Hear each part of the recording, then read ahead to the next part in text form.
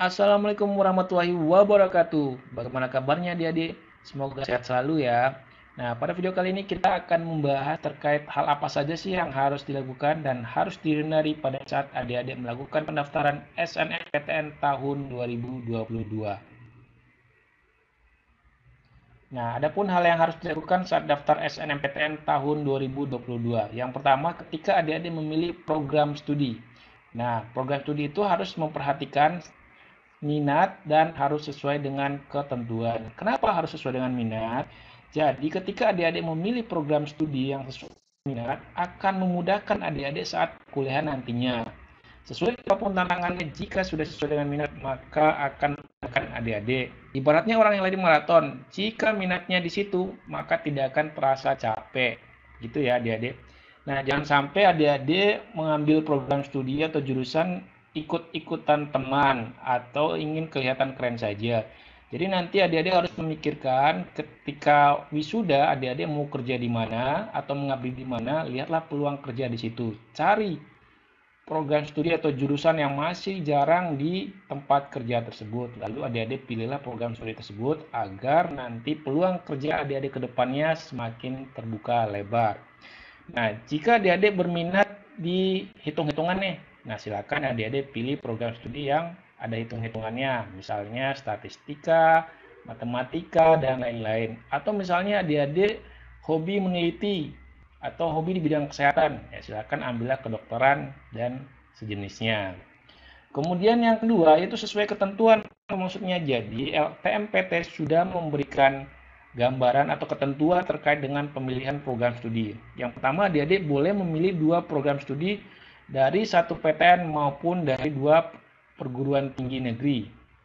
Nah, jika adik-adik memilih dua program studi, salah satunya harus program PTN tersebut berada pada satu provinsi dengan SMA, MA atau SMK-nya adik-adik. Nah, misalnya nih, adik-adik sekolah di Jawa Tengah, di Provinsi Jawa Tengah. Jadi, adik kalau memilih dua program studi di dua PTN yang berbeda, salah satunya harus berada di PTN di wilayah Jawa Tengah juga. Seperti itu ya.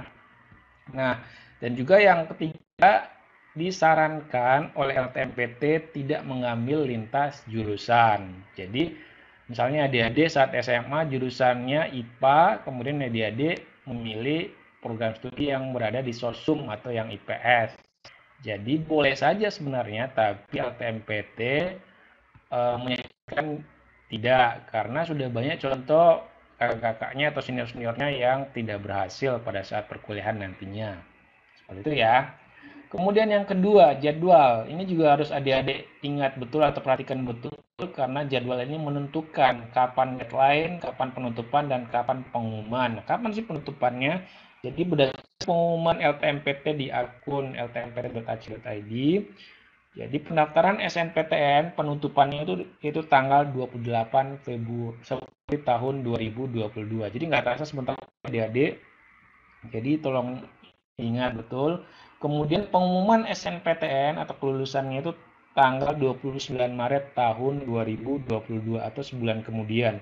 Dan semua kegiatan ini baik itu penutupan dan pengumuman dilaksanakan paling telat jam 15.00 WIB ya, waktu Indonesia Barat. Jadi itu juga harus diperhatikan ya adik-adik.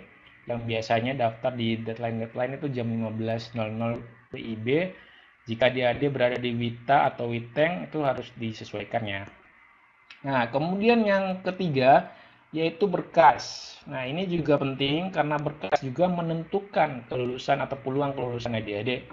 Yang pertama ada sertifikat, kemudian yang kedua ada namanya portofolio. Nah, sertifikat ini bisa adik-adik menampilkan atau mengupload sertifikat maksimal 3 sertifikat terbaik. Jadi pilihlah sertifikat yang menurut adik-adik sangat bagus di antara sertifikat yang adik-adik miliki, dan kalau bisa itu relevan dengan program studi yang ingin adik-adik ambil nantinya di perguruan tinggi tersebut.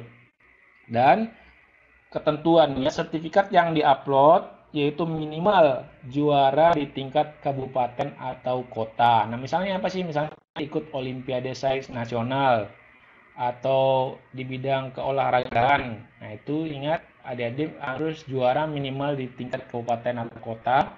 Kalau bisa di provinsi, nasional, internasional juga malah lebih bagus dan mendukung peluang adik-adik lulus lebih besar.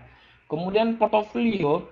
Jadi portofolio ini ada beberapa jurusan yang meminta atau mewajibkan menunjukkan portofolio seperti seni dan olahraga. Nah, untuk ketentuan portofolio nanti silakan adik-adik cek di link deskripsi ya. Nanti akan upload di situ dengan syarat dan ketentuan portofolio ya.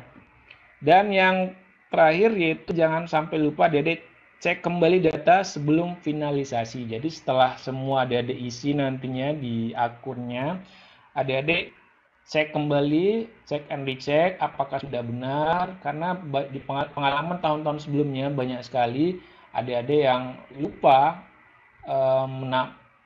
mengisi salah satu data yang diminta, dan itu berakibat fatal ya adik-adik. Kemudian nanti setelah yakin, sudah cek dan dicek, boleh juga dibantu oleh temannya atau orang tuanya untuk memastikan kebenaran atau kevalidan data yang telah dimasukkan.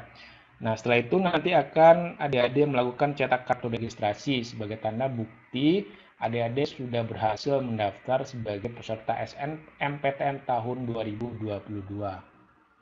Nah, baik lanjut. Nah, sekarang apa sih hal yang harus dihindari saat daftar SNMPTN tahun 2022? Jadi poin yang pertama adalah jangan sampai adik-adik tergesa-gesa saat mengisi data. Nah, kembali lagi ya, harus cek and dicek secara detail. Jangan sampai ada data yang tidak terisi atau terlewati, atau juga ada data yang terisi namun tidak sesuai atau tidak valid dengan data diri adik-adik. Nah, ini mempengaruhi kelulusan adik-adik juga ya. Kemudian yang harus dihindari yang kedua adalah mendaftar di hari terakhir atau deadline. Nah, ini kebiasaan yang harus adik-adik hindari, jangan sampai adik-adik mendaftar di hari terakhir. Kenapa?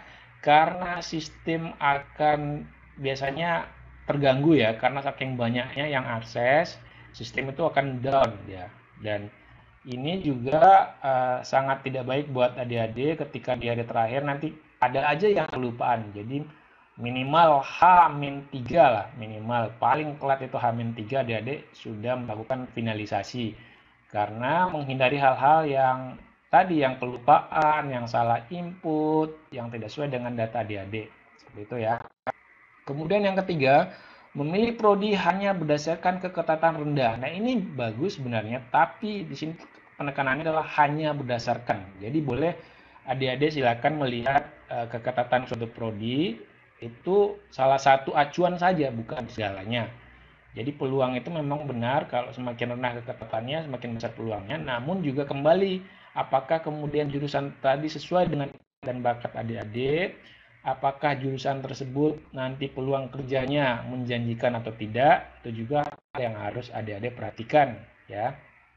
Nah, kemudian tidak melakukan daftar ulang. Nah, ini daftar ulang ketika adik-adik sudah dinyatakan terima di SNMPTN tahun 2022 di jurusan yang adik-adik inginkan, dan ternyata waktu atau deadline tanggal pendaftaran ulang sudah lewat, tidak memperhatikan itu. Nah, jangan sampai adik-adik ya, karena ini akan merugikan tidak hanya adik-adik yang mengambil jurusan tersebut, melainkan juga sekolah adik-adik akan di blacklist oleh universitas tujuan untuk tahun depannya. Jadi kasihan adik-adiknya nanti yang ingin daftar di prodi yang sama, di perguruan tinggi yang sama, akan dirugikan karena kesalahan atau kekeliruan dari adik-adik sendiri.